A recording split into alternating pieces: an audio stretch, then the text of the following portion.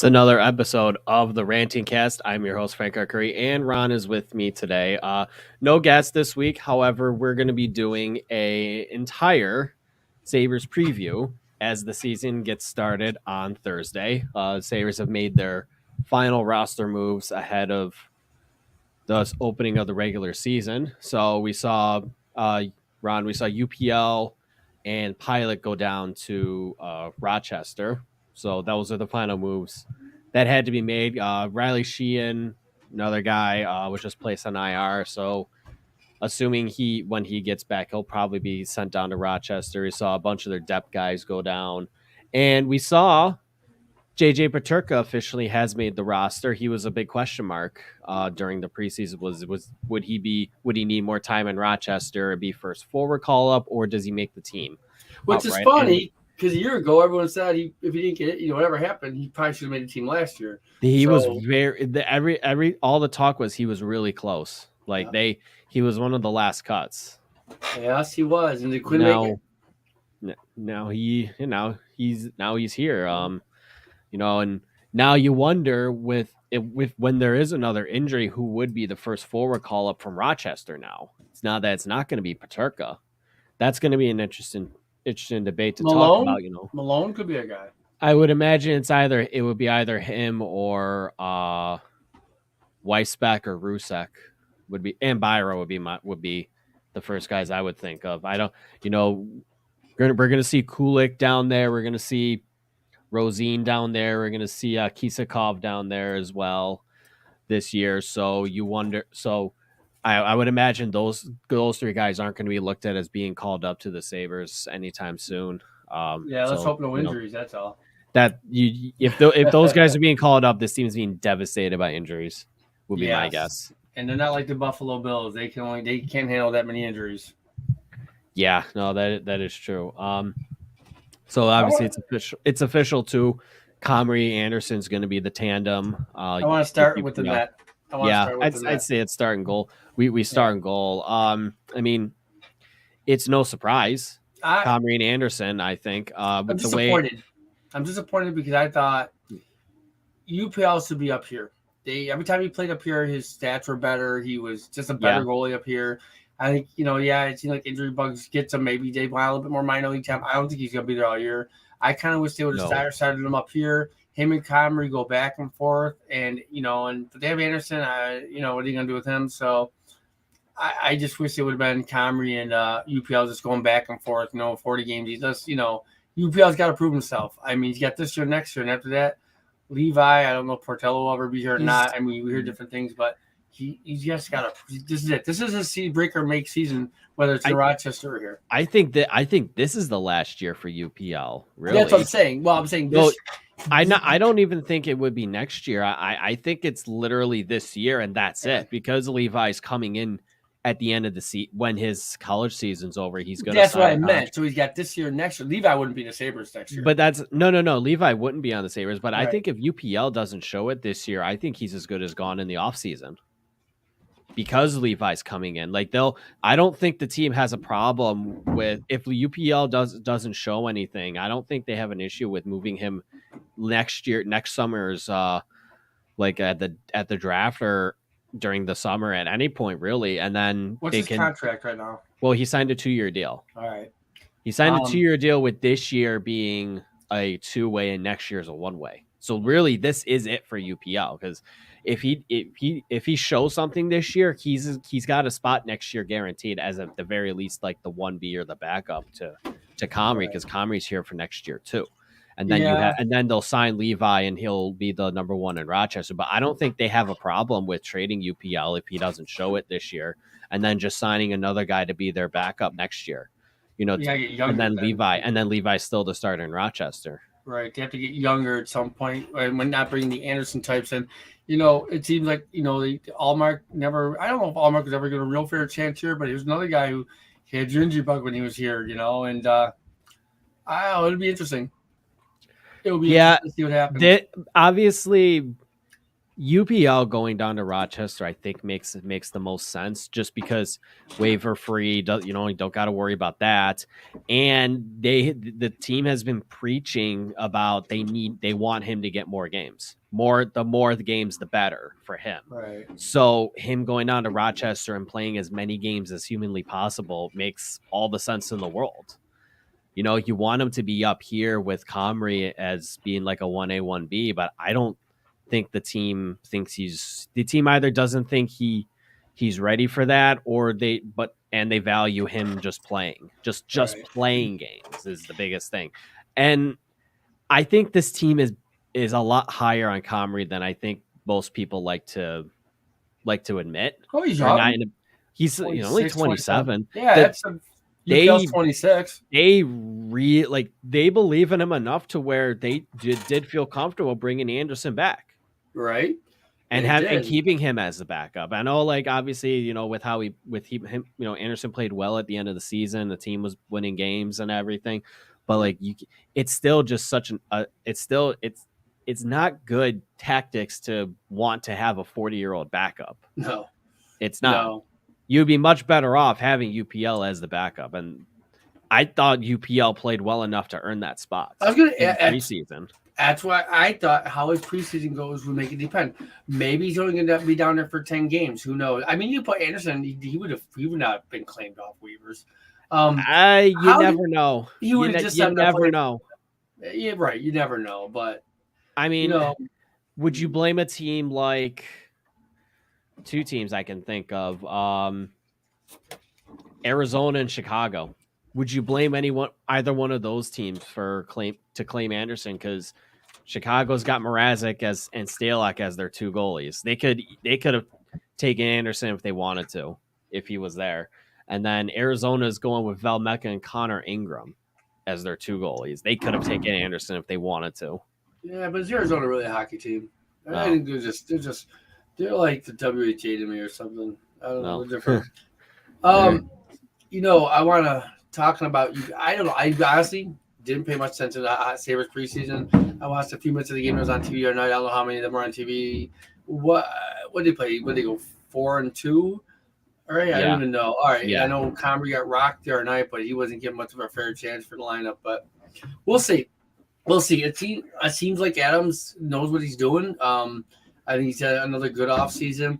It's funny, before we go into the rest of the lineup, this was a summer where, we're going into the year saying, oh, we got to finally, we need something, but a lot of fans thought it's going to be hard, like for a Quinn or for especially Patrick to even make this. Boy, where are we going to fit him? It's like, yeah, people are afraid the team wasn't that good. I mean, he got hot late. After March 1st, they were one of the best teams in hockey, and maybe that's what we're becoming now. But, I think Quinn and Paterka, those are two faces that are going to be different this year. Power. There's three players that were not on the team last year for the most part. So we'll just say they weren't. You're not going to count anything less than 10 games doesn't count. Mm-hmm. Shows, when trying to say, well, I can't compare this team too much to the team 2 years ago. The turnover is so different. Maybe the question that's Kyrie's got to be a little bit better. He might be terrible. He might be really good. And we always, is if the defense is better, the goaltending should be better. If the defense is better, the forwards should be better. I thought Pailu would make this team because I always liked him a lot. And see, I think the waivers thing is the same thing. Why Pilot didn't make the team? Pilot can go through waivers and go to Rochester. Doesn't need it. He doesn't need to go on waivers. Whereas Fitzgerald did, and Fitzgerald being a right shot guy immediately makes him valuable. Right. I can see why they would keep Fitzgerald over Pilot, but I agree. I think, I thought Pilot was incredibly impressive. In fact, like, I wouldn't have blamed the team one bit if they had put Bryson on waivers and kept Pilot up as a third pairing defenseman. But, what can you do there? Yeah, waivers, having to go through waivers and not having to go through waivers does play a big part in players making the team or not, especially these lower tiered roster players. Yeah, I think the goaltending is going to come down to how much better the defense is. I'm not, I'm not all the XG guard, nothing like that. Next week we might have a guest on that you can talk more of the XG factors and everything Yeah. else. So that's not me, but I'm more of the, me. I think plus minus is the worst in the world, and a lot of times when you have bad goaltending, plus minus is going to, to me more of a team. People don't look at the team stat. I do, but so we'll see if the goaltending can be a little bit better. But our defense is better. It could be. We could, Anderson can play maybe. That's the thing. Like, we're not even asking for elite goaltending, just asking No, for you don't need average. it. Yeah, exactly. No, That's like, exactly it. you just need average to Yep, win in this league. And exactly it. If Comrie can replicate some of the numbers he had last season as the backup in Winnipeg, he played like 20 games last season. If he can if he can have similar numbers over a longer stretch of games, like at the very least double the amount of games, then I don't see how this team can't be winning games this Yeah. year. I mean, Maybe we get 90 points, which is not. I always say, well, it's not the playoffs. We don't know. I mean, it can come I down mean, a little bit. Comrie was a 920 goalie last season. That would probably, with our Just scoring that we have. give me somewhere in between 910 and 915 consistently. And Yeah, I think this team will be fine. Yep. And the shot quality has to be less than it's been. I mean, you got to give these goalies a chance. That's where our defense, we'll go into the defense here. So we think the goalie situation is settled for now. Well, real quick before we move off them. So what are you thinking? Like 2 games Comrie, 1 game Marison, 2 games, 1 game. Is that what kind of split you're seeing? Or you think it's 3-1? Not splitting time. I think they're gonna go with Comrie a lot to start the year. Start at least as we get things going. Just off to a start. They don't have a lot of back. In fact, their first back-to-back games aren't until November. So right away, I mean, they could easily go have Comrie start. They're gonna play 3, 6, 9, 10 games before they even have their first back-to-backs. But you can't have Anderson on the bench for a month either. Yeah, so I can see Comrie getting 8 of the first 10 games, and get him really like going with the guys in front of him. So go for on a regular basis. I mean, they start out Thursday against Ottawa, Saturday Florida, and then they go on their Western Canada trip. So, that's really early. That's okay. Yeah, that's a Boston one that all the time for after Florida. Stuff. After Florida on Saturday, they don't play till next week Tuesday, and that's in Edmonton. Calgary, Vancouver, then Seattle. So I can see Comrie getting Ottawa, Florida, and then maybe one of Edmonton and Calgary. Anderson might get the other one. And then they would probably give Comrie Vancouver, Seattle, something like that. And then you have Montreal when you come back home, that could be an Anderson start there, or Chicago too. Same thing. One of the two, Comrie gets the other one, and then they have Detroit a couple of days after Chicago on Halloween, and then Pittsburgh on the following Wednesday. So that's November 2nd. So that's the first 10 games, and you can see Comrie getting at least 8. Maybe he gets 7. I was thinking more probably like 7. Because Anderson, you got to get him in games. When you're older goalie like you're gonna have to give Comrie a break. That's why I feel like on the Western Canada and Seattle road trip, they'll give Comrie like 3 of the games, and Anderson will get 1.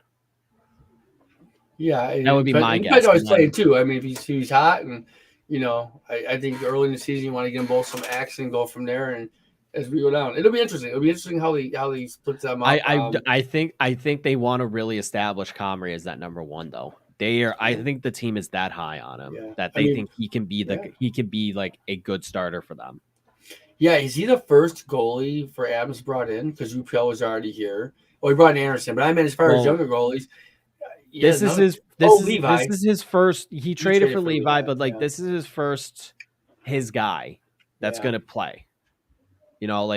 Anderson was brought here last year because they needed a guy. They needed bodies, really. They just needed bodies. That's why Anderson and Dell were signed. And Malcolm Subban is not it. Malcolm Subban well, they got him for nothing, so it's whatever. Yeah.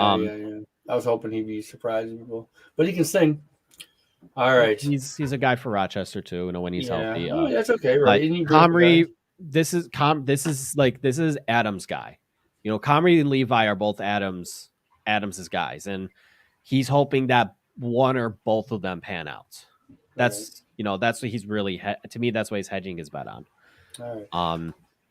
Well, we'll see. Comrie has the numbers to show that he can be a good starter. Was there another goalie we thought they were going to go for and it didn't happen? Now, Comrie was the guy a lot of people talked about. There was another goalie. Comrie was the favorite amongst the free agent goalies because a lot of people were mentioning Campbell as a potential option. I just never thought that was realistic at all.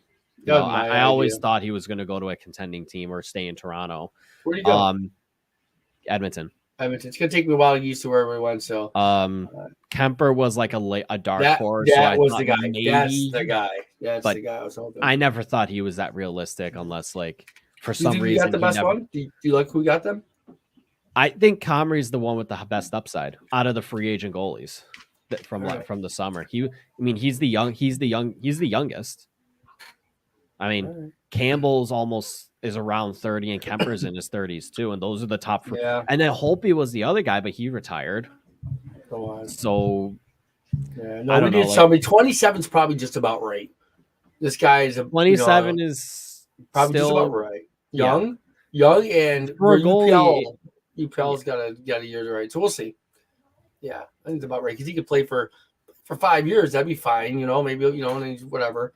Look at Harrison's 40. So, all right, we're gonna come back in a second here. We're gonna do a quick sponsor bag. We'll come back and talk about the defense. And so here it's a Monday night on the Ranting Cast. Me and Frank just shooting the crap, talking Sabres hockey. Thursday night, the Buffalo Sabres are back. Boy, it came quick. And be right back. Tonight's show is brought to you by John and Mary's, a Buffalo tradition for pizza, subs, and wings since 1952. From hoagies, subs, and wraps to traditional pizza and wings, John and Mary's menu is packed with old-time flavors and a few modern twists on classic recipes. You could cool down with Perry's ice cream or warm up with a cup of homemade soup. If you're not in the mood for pizza or wings, we have plenty of other options: seafood platters, burritos, fresh salads, and more. There is something fresh and delicious for everyone at your table. Catering, online ordering, and delivery options available. Here, we're back with the Ranting Cast, Frank and Ron here. You did that really good. I watched that, and I'm waiting for you to go, because you sound like Kevin when you're going, and more. And it's just and more. But you changed your clothes real fast. How'd you do that? Very quick. All right, so let's hit the defense here. Yeah. Power, Dahlin, who else? Power, Dahlin, Labushkin, Samuelson, Jokiharju, Fitzgerald, and Bryson are the seven defensemen. Buskin. Okay, let's talk about. I don't even know. I don't even know who that is. I never, I remember we got him, but I'm like, I can't tell you who. He's not a household name as far as I know. No, this is so. Here, okay. If we backtrack to the start of free agency, start of this, early July, late June, post-draft, everything, I was pounding on the table saying Comrie would be a good option for the Sabres in net to sign. And I also said Lyubushkin would be too. You did. I called I remember that. Reason, and I have my reason. I've always had my reason for it. Comrie, high upside. He played well. He has the best numbers out of the free agent goalies who's played enough games. And with him being so young means if you give him more of an opportunity, there's a better chance that he can replicate or have similar numbers, maybe not as good, but still be similar. That's why in the last segment I said, just give me 910 to 915 and I'll be happy, because that's average. Lyubushkin, however, if you want offense out of him, good luck, because you're never getting it. He's not an offensive guy at all. Surprisingly, that's power and that's Dahlin. Right. Well, surprisingly, he's really good at getting the puck to the nets from the point. So, but he's way better defensively in his own end. That's why he signed. That's why you bring him in. He's going to help them out in their own end, which has been an issue for the team for a long time. Now where he plays in the lineup is gonna depend. I feel like he's gonna play third pairing with Bryson. I think Bryson Labushkin makes a ton of sense as well. Bryson's a guy who does struggle in his own end a lot. He's more of a puck mover. He's more of a push it up, push the puck up the ice, push the pace. So Labushkin's a guy who's going to help steady things on the bottom part of the decor and with Bryson. Power and Yokiharu seem like that's going to be the second pair. We can have our thoughts with Yokiharu and everything. He's becoming, I hate to say it, Risto light. He is. He's just not. He's not. But he turned it on the last couple of games last year, like last month. So that's the thing. That's the thing we have to remember. Was it him or was it because he was with Power? But sometimes Power's numbers were really good. Sometimes that's what it takes. So it's just the right chemistry.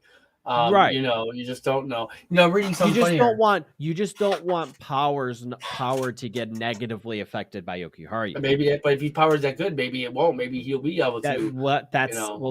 That's why they're going to start the season together. Then we'll find out. I'm reading and something then about Samuelson and Dahlin will be the first pair. Dahlin, Samuelson, my gosh, it's funny. Actually, I'm just not in hockey mode over the summer, and and not like Bill's playing. I looked at Bill's playing. Who's that? Like, what's that number?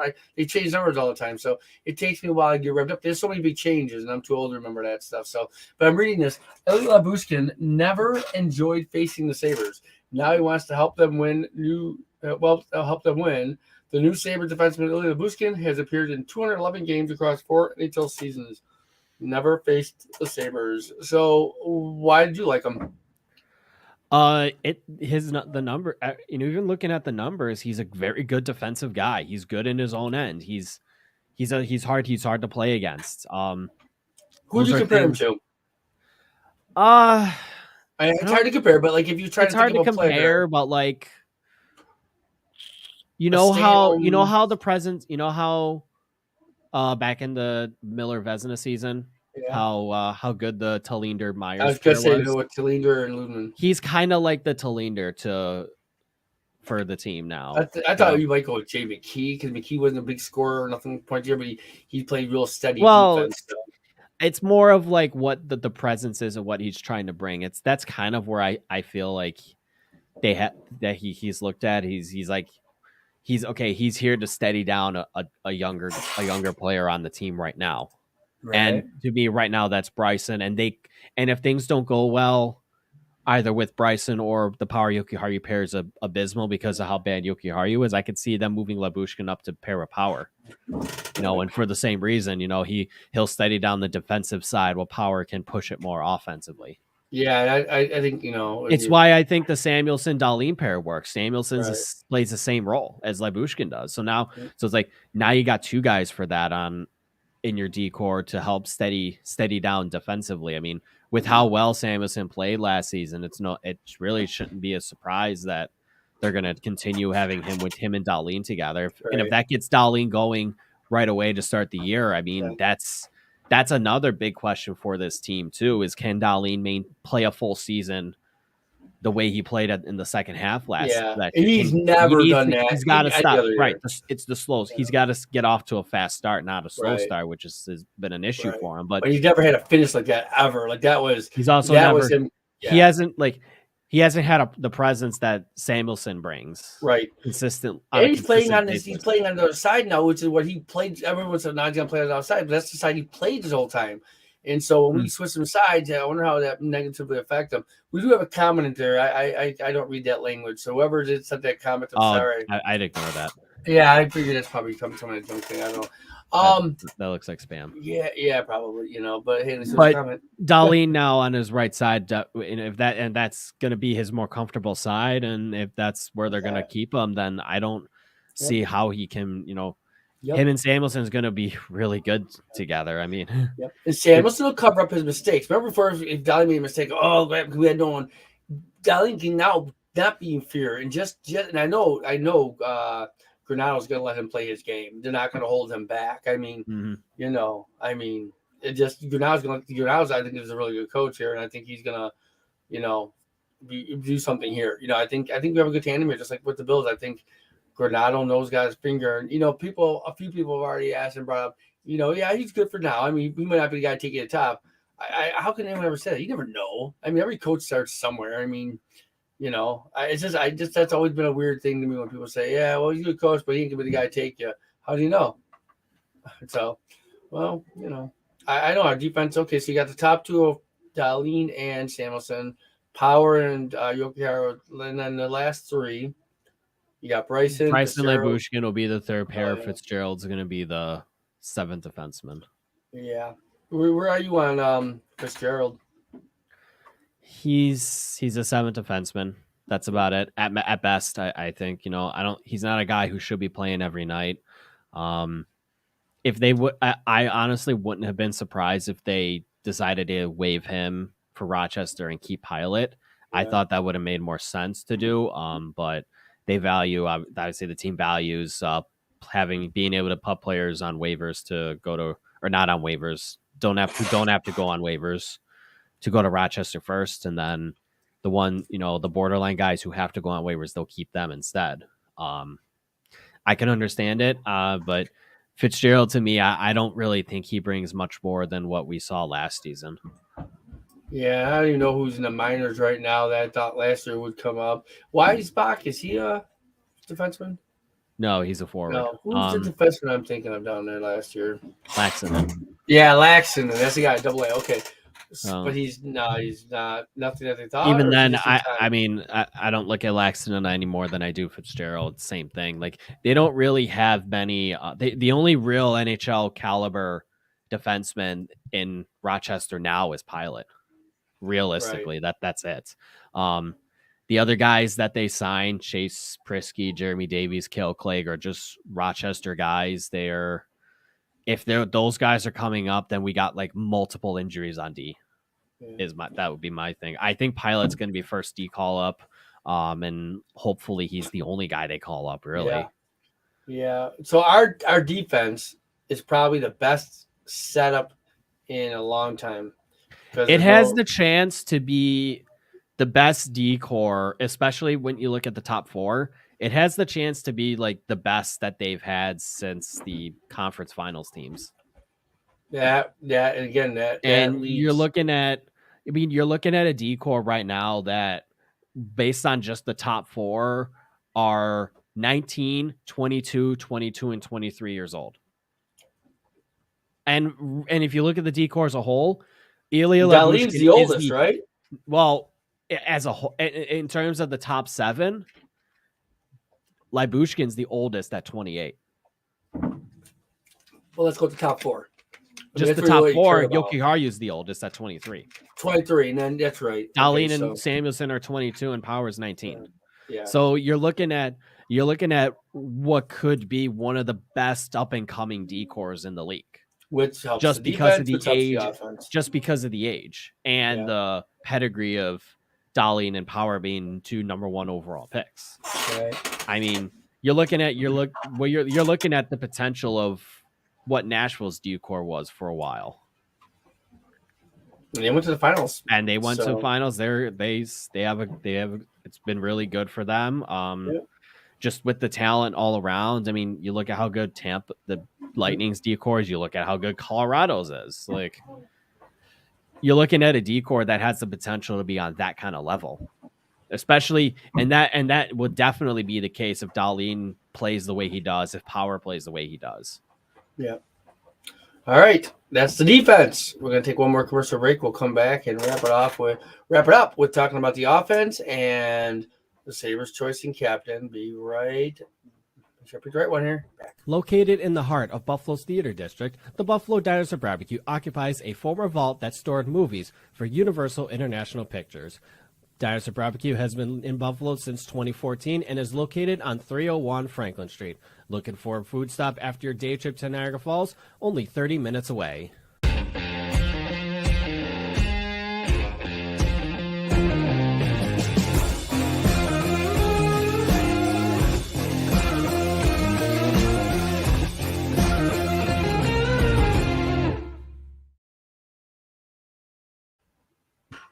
Back at it with the final segment of the Ranting Cast. It is Frank and Ron. We're going over the whole Sabres lineup, the whole roster. We've looked at the goalies, we've looked at the defense. Now it's time to look at the forwards. They kept 14 guys. Obviously, there's also injuries too. But let's take a look at it. Just as a whole, right now. I'm gonna go with what the lineup was in practice today. So, line one from Lance Lysowski on Twitter: Skinner, Thompson, Olofsson. How we feeling? Olofsson, I'm surprised he's up there because he seemed to be a one-trick pony, and I can't remember, but didn't he really change that the last 20 games where he really came into his own, a more all-around player? Well, so his problem last year was he got hurt. He had a wrist injury, and that affected his shooting up until like the last month of the season, and then he really started to pick it up. But his 5-on-5 play over the last couple of years has gotten better. But I think he's still just a power play guy. But having him play with Skinner and Thompson, maybe that helps him a little bit more. I don't know. I can't obviously predict that. It's obvious they want to spread Tuch's influence and his impact onto younger players. So if we go into the second, and what's listed as the second line. Let's stick with the first line still here. All right. So Skinner, who did he earn the first line? And does he really earn it? Does he need more time on the fourth line? You've got no reason to split up Skinner and Thompson with what they did last season. Skinner should be on the fourth line for a little while. Let him earn his way up, right? That's the way this works. Thompson. Can Thompson hit 30 goals again? I see why not. Certainly possible, yeah. Absolutely. Same thing with Skinner. Right. Skinner's a good goal scorer. I think it just seems like there's no defense on that forward line at all. Not one guy that you can trust. You usually have one of the wingers can play a little D. I mean, I don't know. Thompson, maybe he'll learn more playing at the center, but Skinner definitely doesn't play his own end. It'll be interesting. That'll be like Skinner is a lot better. Skinner's a lot better in his own end than it likes to be made out to be, because he can be very hard to play against. And he's a lot like Skinner. We forget that he can be a pest in a massive way. Right. We've seen it before. We saw it in his first year here, and I think we saw it at times last year. Like you see him make a play or score a goal, and he's just harping at the other team right after. I've seen that multiple times. Yeah.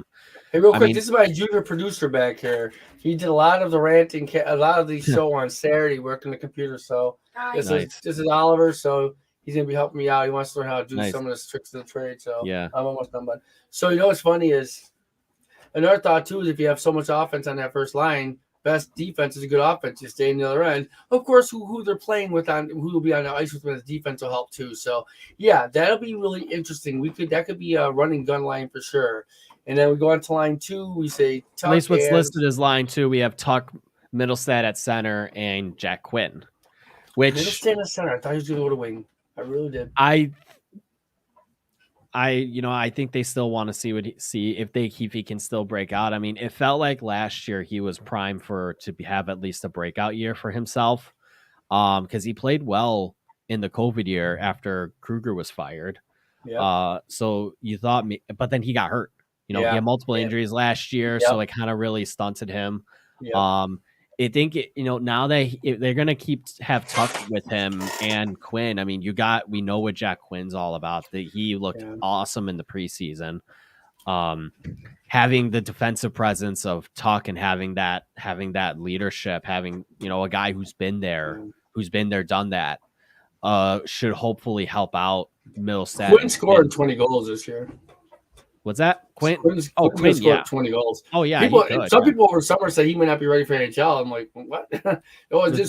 With what he did in Rochester last year, and then carrying that over through training camp and preseason, he 100%. He didn't have a great playoff last year for Rochester, but talking to people say actually he played well, especially like the last couple of games. He wasn't really putting a puck in it, but he was playing well. And playoffs are very short, very different animals. So, and it's Rochester. I'm sorry, but AHL is just different. And some player, he has 20 goals. That would be interesting. So that's gonna be a really good line too. That's, We might. I mean, and then you look at the third line of Krebs, Cousins, and JJ Paterka now. You're looking at that as like Cousins is a guy who is primed to have a breakout season. Krebs is primed to improve on what he did last year too, and who knows what you're gonna get out of Paterka, But that right away is on push the pace Well, offensive Lance third Lasowski of the line, Buffalo, and yeah, Lance of the Buffalo News, he said that Cousins is primed for a possible breakout year, like his year. So, if everyone stays healthy, I've been down this road before, like, oh yeah, like 2000, if it's a lot of this, but eventually, you just got to be good again. It's hockey. Eventually, you're going to be good, and just like and you forget about the past quickly. Look at the Bills, terrible for a long time. Now all of a sudden, look, they're like people forget about the drought. It's because it has been a tough 11, 12 years, but this is a hockey town, no doubt, just like it's a football town, but it's a hockey town, and the fans don't just be good. Just start getting good. These fans will be back. Those seats will be filled. We set off strong in those first few games. Fans will be back. I think this team, really looking at it, I trust Adams. I like the coaching. I right now, again, yeah, year to year, last 30 games of best, that doesn't always carry over, but maybe that is the start of something. I mean, certain teams are good for a long time. I mean, Boston is getting older, and Washington's getting older, Pittsburgh's getting older. They brought back a lot. Everyone seemed to be back to guys we thought they were going to lose, but they are older. So I think a young team like Florida, I'm not sure where Tampa's at. Tampa's right in the middle, so they're going to be good. But I'm saying they're not old, they're not young, they're there. You gotta look at, who can Buffalo pass to get in the playoffs. I would love to see the playoffs this year. Do we need it? No, but if we're sitting here after St. Patrick's Day and we're in the proverbial hunt, like, wow, we're 5 points out of a playoff spot, 10, 15 games to go. I mean, it'd be great, but I'm hoping. I mean, we're going to be a young team, but who cares? The NHL's a young league now. yeah, and when it comes to playoffs, at least, I think Playoffs. anybody who covers the team will tell you that they're not saying that this is playoff or bust for them, or Oh no, playoffs at all. right. I think they understand, like Adams and Granato understand, that this is still a building year, but this is a year to get some of your more young guys entrenched in the NHL and try to build that culture of winning. That they're expecting to be better than last season, but still It maybe better still be. have another just still like a one step forward kind of thing. Um, I think the team believes that next year is the year you go for the playoffs. Yeah. That's the year they make the moves I that mean, they this need team to. will tell you, no, it's this year. Every year's playoffs. They'll tell you Well, that. that's the But players. they know, right? The players, the team itself. But us out here, I think if we could, if we just get like 89, 90 points, if we could just, again, if we're in the conversation to give us help. I mean, if we come out with a 75-point season, that's just nowhere. That meant nothing. It just, unless, I mean, a lot would have to go wrong for us to accept a 75-point season. So, we'll see. That'll come up in our predictions segment next. So let's go on to, before we hit the predictions of our season, let's talk about the captaincy. I think a lot of people thought it was going to be Tuck. I know you, when you had Brian Kozo on, thought that it made more sense. Okposo, probably his final year in the NHL. I'm just saying it's going to be. It may not be. Buffalo might bring him back. 2-3 years ago, no one wanted Hawk. They were trying to sell off that contract, fans, of course. But now, he's in his last year, possibly to say it. We're giving him the captaincy. Young players need to look up to a guy like that. I'm not saying that he couldn't have been Tuck. I don't know these players. I don't know what they're like in the locker room. I don't know, like, for all we know, Tuck could be just a total jerk and don't like somebody that looks good in front of people. Nah, he doubted he is. But I trust the coaching staff and people around that they know who are the leaders of this team. You don't need a letter to be a leader. Tuck's going to be that leader. I'm not worried about it, So Tuck's going to be a leader. That's the thing that people have to know. Like, yes. Sir, Tuck could be the next captain after Oposo, for all we know. It could be Dahlin. It could be Cousins. Who knows? But Oposo made the most sense. Yeah, my money's on Dahlin next captain. It wasn't the play. Listen, your captain does not have to be your best player. No, it never does. It should always be the guy who shows who everyone on the team looks up to. there's always one guy on the team that every NHL team has, that all the players go like, they look up and think, yeah, you're who I trust the most. Yeah. You're who if I have a question, especially if you're a young guy, if I have a question on being a pro, how to be a good pro hockey player and everything, you always have a guy that you can go to for that, and that's usually should be the captain of your team. Yeah. Kyle Okposo makes the most sense for that role because look at when we look at last season, he was looked at as the team dad. Yeah. He was a guy all the young guys on the team looked up to. He was the guy who had he scored 20 goals last year. He scored 20 goals last season. 20 goals. I mean, that came out of nowhere. Like, the contract, we all know the contract has been bad. We know that. And yeah, I mean, fans have been trying to sell it off, but it's like, okay, what hasn't he done to earn it? Right. Earn the captain? Like, absolutely. Okay, he didn't live up to the contract he signed. Great.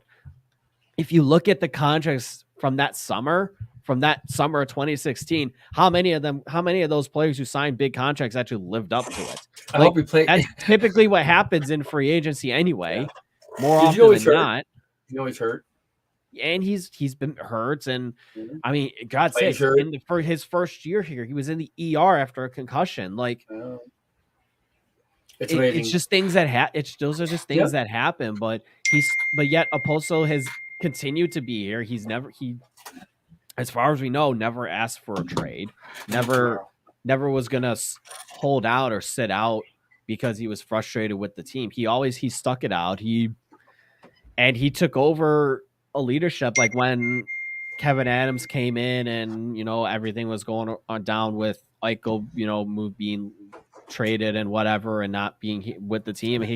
He stood up and he took control of the locker room. Yep, he did. And guys like Alex Tuch just helped with that. It's like, he's following in Okposo's footsteps more. And Gergensen having the Gergensen's doing that. And Gergensen has been here, throughout the whole thing. He's the one guy who's been here for all of the losing, all of it.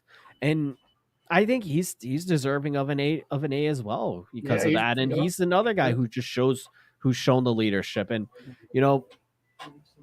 it doesn't need to be your best players. No, it doesn't. Here's the thing about captains. This is what I'll tell people. And for me, captain is not about it's about they know who the leader is in the locker room. They know everything. To me, today in NHL, and this is just my opinion, I think it's a thing. Is a lot of times captains, McDavid, Eichel was here, Austin Matthews. I think it's about the face of the franchise. So they put a C on it because he's the face of the franchise. People, when you talked about Buffalo, it was Eichel and McDavid and Sidney Crosby. And I'm sorry, not every superstar can also be their best leader. So I think a lot of times it's just the face of the franchise. So on a serial buy, wherever you put that, that's all that matters. People know who the real leaders are, That's my opinion. I think I think that's right. I think it's my opinion. So of course I think it's right. But I do think a lot of times is you look at those players that, like the superstars, they get to see just more because, they're the people. But when it comes to being leadership, Eichel probably shouldn't have got to see, but he got it because he was the face of the franchise. And, looking back, we'll never really know. People don't like Eichel no more because we did what we read and stuff. But you hope a lot of that was just baloney, and he's just a good guy. But I don't know. That's how I feel about captains. I think Okposo being the C, that's a great thing. They called him dad. You might as well make it a D. But you have your two A's in Gergensen's and Dahlin. I think Dahlin is going to be the next captain of the team. I think hearing Paul Hamilton talk, but he's around him a lot. And so, these guys get a little ribbon out there, but he said he believes the way they talk about him, everything, they're grooming him to be that next captain. And Dahlin was around here a lot for with Okposo here all the time. So, and it'll be exciting. It'll be seeing how Okposo, maybe they'll bring Okposo back for another year. And I would have a problem with that. It's certainly possible that guys like Okposo and even Gergensen's too would get extensions. And I don't know if there hasn't been any talk really that they're negotiating or anything. No, they won't. They won't But after this year. I It'll be after in the I summer mean, time. I remember the both being UFAs. We'll see. Like if Yeah. the team doesn't seem. It really depends on where they're at. Probably come January, February, because if they're not in a playoff spot or don't think that or they're well out of it, by It might then be nice to then not you're move looking to a at playoff team. potentially then you're looking at potentially trading both of those guys. Right, basically just for them, just not just because they're free, but That's say what. you guys Yeah, want to, not because they ask how close do you want to go to a playoff team? So you got two teams interested in there, or do you want to be here?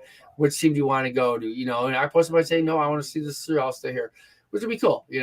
And people, and again, it never happens. People say, well, you could go to our team and come back in the summer. That never happens. So I love when people say that. You hear it say it all the time. Oh yeah, you can trade them and then think bring back. You're right. So, but as far as resigning him, I think that would be next year type thing. I would in the summer. I wouldn't even think they'd be talking about that now. So, we'll see. We'll see. So, all right, we're about to wrap it up here. Let's go with predictions here. Let's probably number of points, and I don't know. I'm not gonna predict where they might finish this. I think they'll be better than Ottawa. I think they'll be better than Detroit. And in our division, Montreal. I think they should be better. So there's three teams that. Detroit's the one that they're going to battle with. But I think they're going to be better than Ottawa. I know a lot of people are high in Ottawa, and I don't see nothing there. And Montreal, of course, is nothing there either. Montreal's still going to need another year to build. Yeah. As with Ottawa. Right now, Ottawa. Yeah. Oh, I think Ottawa is going to be good this year. But do I? I mean, I think Ottawa and Buffalo are better than Detroit right now. Which Detroit, I think, took a step backwards. I don't know why, but it just seems like they were trending. It seemed like they were kind of trending up, but then they just kind of, leveled off. And for Ottawa and Detroit, I have a lot of questions on their defense and their goaltending for both those teams. I think, and I go with Ottawa with Detroit because I like Ottawa offensively. Right. I think Detroit. I think all three teams, Buffalo, Ottawa, and Detroit, are primed to take a step forward this year. Buffalo had 75, Detroit had 74, Ottawa had 73 points last year. They're all right together. Right. But we improved. I think it's certainly possible that you can look at all three teams being anywhere between above 75 points and below maybe 95. Somewhere in that. So somewhere in the 80s, somewhere like the high 70s, 80s, low 90s. I think all three teams you can make cases to be in that range. But now, obviously, how they do in the regular season against each other and the teams in their division as well is going to come down to it. But if we're looking at predictions, I think Buffalo will be around 88 to 90 points. That's where I have them. I'm probably closer to high 80s, if anything, but I think they're fifth in the division. All right, so fifth in the division. So who's ahead of Detroit? Who's ahead of Buffalo? Yeah, okay, so do you have Buffalo ahead of Montreal? Yeah. Do you have them ahead of Detroit? Yeah. Ahead of Ottawa? Yeah. Oh, yeah, so there's only 8 teams. Yeah. That's right. So I'm trying to think okay, hold on. So Toronto's ahead of us. Oh, Toronto, Boston, Florida, and Tampa. Yeah, okay. You're saying fifth. I'm saying, well, wait, don't give me four. You can't do math on a Monday night, man. So right in the middle. Until Boston shows that they're done, I will continuously take them to be fourth in the division until they show otherwise. They could take that final step back, and be, completely done this year. They could be, but I don't know yet. Boston had 107 points last year, and that was without Krejci, and that was with Ullmark and Swayman basically splitting the games. Having some of their guys out for the first couple months does hurt, but they're still a good enough team just as a whole, and I think they hired a good coach that's gonna be able to at least help them out defensively in Jim Montgomery, to where I still think they're still at the very least a 95 point team, and that'll be good enough to get them in the playoffs. Yeah, and I think at most they'll probably be less than 10 points ahead of Buffalo. Ooh, Boston? Yeah. Yeah, but Boston can finish if they finish fourth in our division. They may not make the playoffs. They could not, It but depends how the other on my side does. when I for my predictions, I still have Boston making the playoffs. Yeah, so it's gonna depend what their difference does. Yeah, I think we should be. I Because think we're on the same page a lot. I think we should be better than the three teams. We're I supposed to be had better than that. yeah, because And when then we you should take be the Met, Toronto. Toronto. I have them winning the division. Oh, I think Florida walks away the division.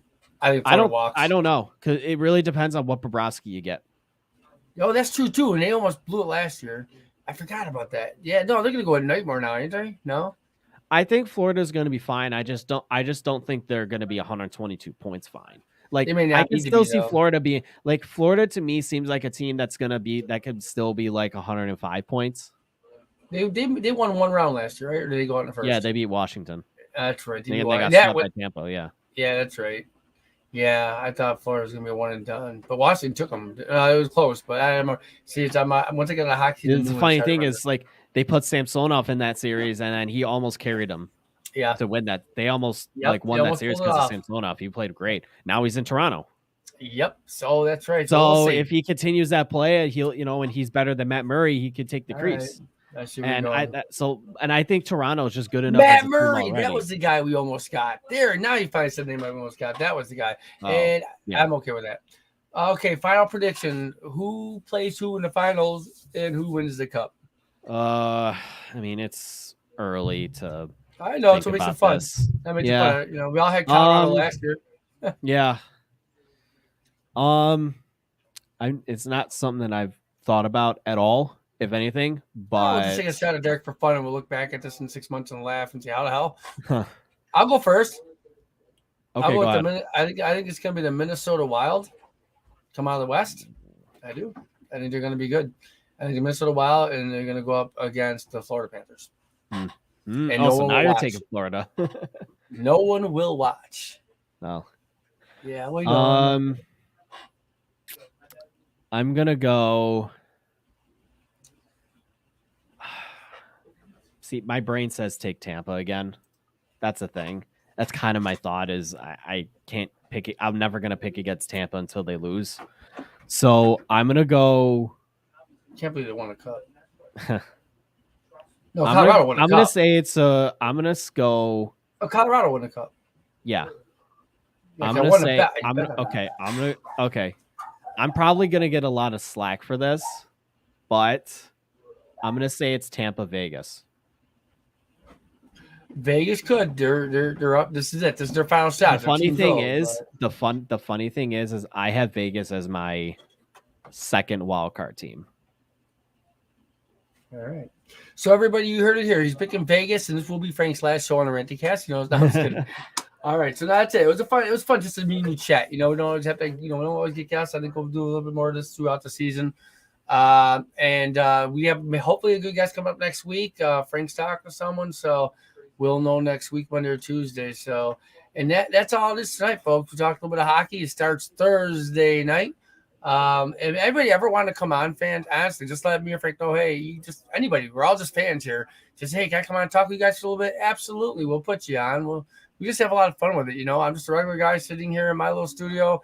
Frank's is this little guy who's sitting in the studio. We're nobody special. So just say, hey, I'd like to come on and chat with you guys. We'd love to have anybody come on. So, come on for a few minutes, Just some rules that we'll talk about first, but, like language and, because we have no buttons. But, no, seriously, it'll be fun. So we are wrapping up for our fourth season. This season? Fourth season. This is our fourth season, episode 6. So we're on our fourth season already. Yes, I remember when I started this just before the pandemic was coming. So, All right.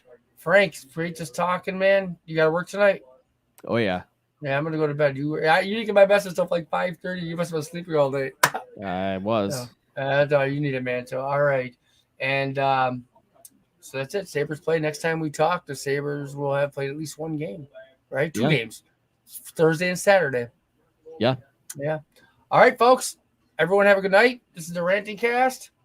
See you on the flip side.